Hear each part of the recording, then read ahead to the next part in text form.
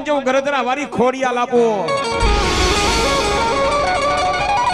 સુમલદેવ પરમાર એક દાણો ગળી ગયા અને 4 દાણા ઉડાડી દીધા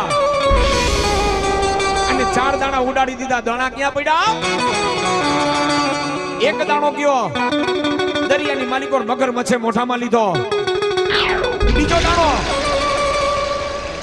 ઈ ઘોડીને થાણીયા જંપા નામનો ઘોડો, ઘોડી મોઢામાં રહી ગઈ ને ઘોડીને ગર્ભ રહ્યો. ત્યાં જંપડા નામનો ઘોડો થયો.